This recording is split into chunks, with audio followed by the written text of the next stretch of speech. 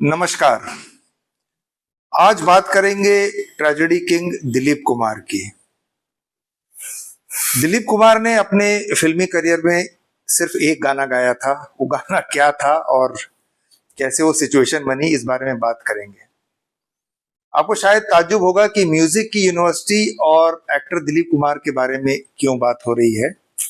सो दिलीप कुमार और मोहम्मद रफी, या उसके पहले तलत महमूद, और संगीतकार नौशाद, और गीतकार कौन थे?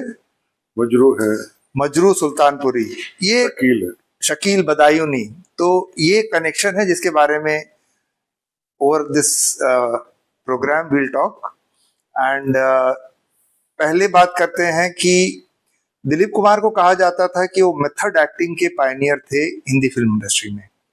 मेथड एक्टिंग का मतलब होता है कि जब एक्टर जो है अपने को मानसिक और शारीरिक रूप से किरदार में पूरी तरह ढाल लेता है। टू कोट एन एग्जाम्पल, अगर उत्सव फिल्म में आप शशि कपूर जी को देखें तो उस रोल को, संस्थानक का जो रोल था, उसको करने के लिए उन्होंने अपना वजन काफी बढ़ाया था। So that is a kind of method acting जिसे कहा जाता है। तो चलिए आज की यात्रा शुरू करते हैं।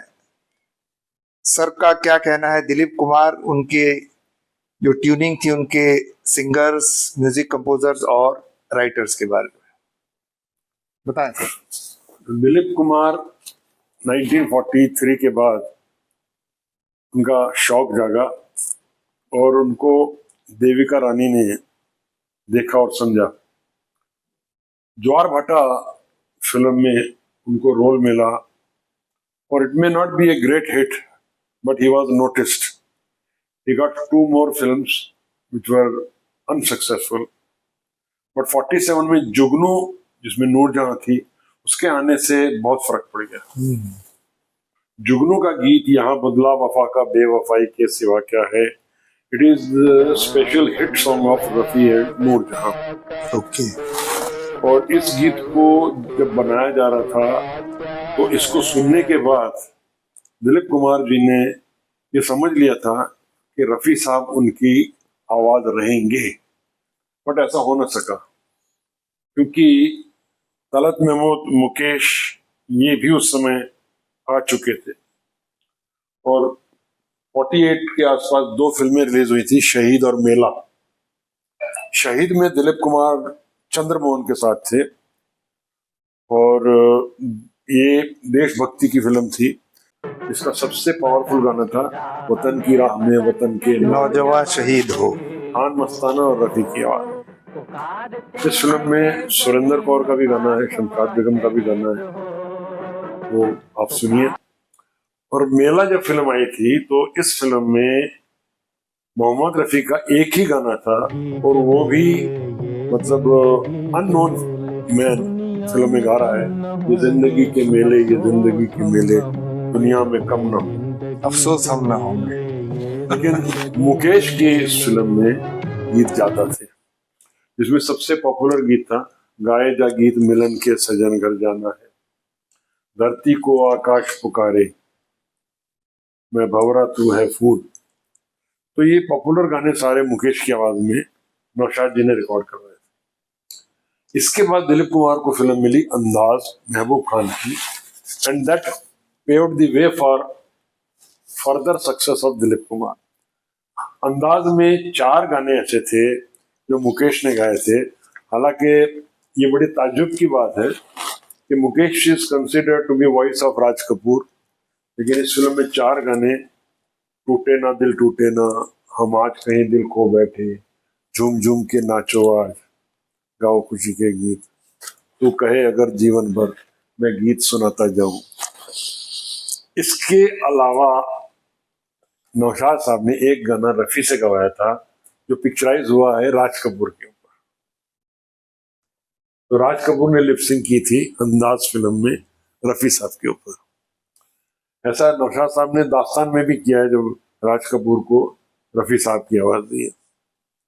लेकिन दिलीप कुमार के लिए मुकेश की आवाज इवन एस.डी. बर्मन ने यूज की जब शबनम फिल्म आई थी। नतीजा ये हुआ कि दिलीप कुमार की जिस तरह 49 के बाद ट्रेन फास्ट स्पीड में दौड़ने लगी, उसी समय राज कपूर की आग और बरसात, ये दोनों फिल्में आई। बरसात सुपरहिट रही, और 49 के बाद बाजी आई जिसने देवानंद को स्टार बना दिया।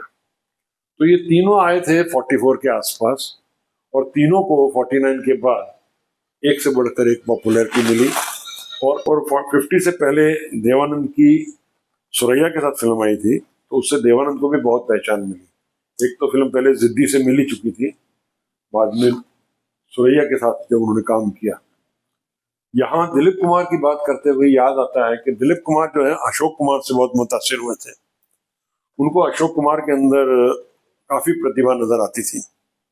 इसका खास एग्जाम्पल है फिल्म दीदार, जिसमें अशोक कुमार, नरगिस और दिलीप कुमार हैं। और एक गीत अशोक कुमार ने भी गाया है, और 2 गीत दिलीप कुमार के सोलो हैं, और दोनों गीत जबरदस्त बने हैं और आज तक गाए जाते हैं।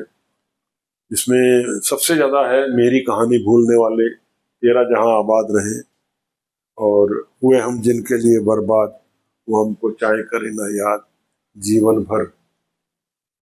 और इस फिल्म में दिलीप कुमार एक अंधे का रोल करते हैं, और अशोक कुमार और नरगिस वो दोनों उनके ऊपर निगाह डाल के उनका इलाज करवाया जाता है। और जब उनकी आंखें आ जाती हैं तो दिलीप कुमार के अंदर अंकुर फूटता है कि उसे नरगिस पसंद है, नरगिस को उससे भी प्यार है। लेकिन वो फिल्म देखने से आपको ज्यादा पता चलेगा। और दिलीप कुमार धीरे धीरे करके उन्होंने संगदिल, तराना दोनों फिल्म में तलत महमूद के गीत लिए। और ये हवा ये रात ये चांदनी, तेरी एक अदा पे निसार है, शामे गम की कसम, आज गमगी हैं हम, ये भी तलत महमूद का है। सीने में सुलगते हैं अरमा, one of the song which is, मेरा ख्याल है इसके कवर वर्जन कम से कम 50 बन चुके हैं। सीने में सुलगते हैं अरमा, मधुबाला और दिलीप कुमार का। मतलब रेडियो सिलोन पे तो ये कंटिन्यूसली बजा करता था। इसके बाद दिलीप कुमार की एक फिल्म आई थी, 2 फिल्में, आन और बाबुल। आन पहली फिल्म थी जो टेक्निकलर में बनी थी, और बाबुल पहली फिल्म थी जिसके बाद तलत महमूद नौशाद कैंप से बाहर हुए थे। आन फिल्म में दिलीप कुमार नादिरा इनको सुधारते हैं, जो कि बाद में बहुत फिल्मों में यूज किया गया है कि हीरोइन को उठा के ले जाओ और उसको सुधारो, बिगड़ी हुई बाप की बीड़ी औलाद है, वो सिलसिला चालू हो गया। अच्छा, वो आन फिल्म से शुरू और हर फिल्म में है वो। और बाबुल फिल्म में नौशाद साहब ने जो किया है वो बेमिसाल है। उस फिल्म में खासियत बात ये है कि 2 डुएट हैं, दोनों गीत तलत महमूद और शमशाद बेगम के हैं, लेकिन ये दोनों गीत हेमंत कुमार और उमा देवी ने गाए थे। बाद में जिनको रिजेक्ट किया गया या सिलेक्ट नहीं किया गया, और तलत महमूद और शमशाद बेगम की आवाज में रिकॉर्ड हुई। दुनिया बदल गई, मेरी दुनिया बदल गई, और मिलते ही आके दिल हुआ दीवाना किसी का। वहां पे एक गीत ऐसा है जो तलत महमूद ने गाया था, और बहुत हमारे पहचान वाले हैं जिनको वो गाना बहुत पसंद है, मेरा जीवन साथी बिछड़ गया। उसमें 2 लाइनें शकील साहब ने लिखी हैं, खुशी के साथ दुनिया में हजारों गम भी होते हैं, जहां बजती है शहनाई वहां मातम भी होते हैं।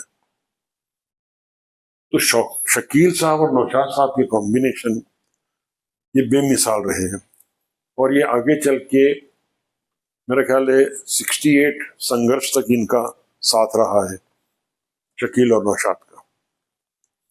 तो दिलीप कुमार की पॉपुलैरिटी एक तो एक्टिंग की वजह से थी ही, बट यू मीन टू से कि जो उनकी फिल्मों के सॉन्ग्स प्रचलित हुए, that was also part of increasing his popularity. Sir ऐसा नहीं कहते, लेकिन हर एक की मेहनत रंग लाती है। अब गानों का असर इतना था कि 50s के बाद हर एक संगीतकार के गानों की मेहनत अलग है।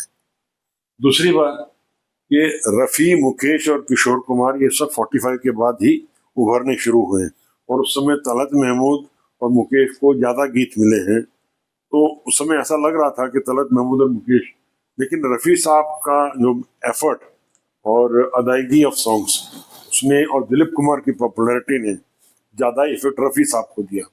50s के बाद रफ़ी साहब धीरे धीरे छाने लगे, और बाबुल के बाद तलत महमूद को थोड़ा फर्क पड़ गया।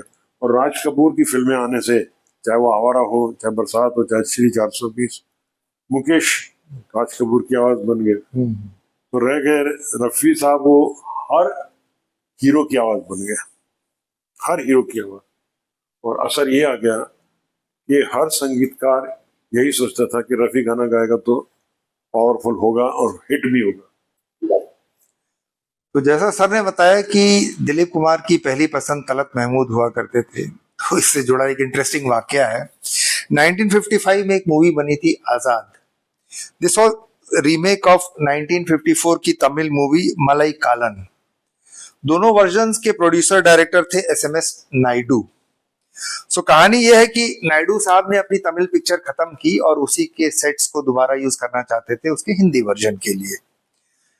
तो म्यूजिक डायरेक्टर चुना गया सी रामचंद्र को, जिनके बारे में ये कहा जाता था कि within a fix time frame और a given time frame he could compose good music. अब दिलीप साहब चाहते थे कि तलत महमूद उनका गाना गाए, लेकिन समस्या ये हुई कि तलत जी उस समय बहुत ही बिजी चल रहे थे और ये लगा कि शायद सॉन्ग रिकॉर्डिंग शेड्यूल जो है डिले हो जाएगा। तो सी रामचंद्र ने दिलीप साहब को विश्वास दिलाया कि मैं तलत की आवाज में गाऊंगा और किसी को पता नहीं चलेगा। तो आप भी एक गाना सुनिए, कितना हंसी है मौसम, कितना हंसी सफर है, साथी है खूबसूरत। आगे क्या है मुझे नहीं, मौसम को भी खबर। मौसम को भी खबर है।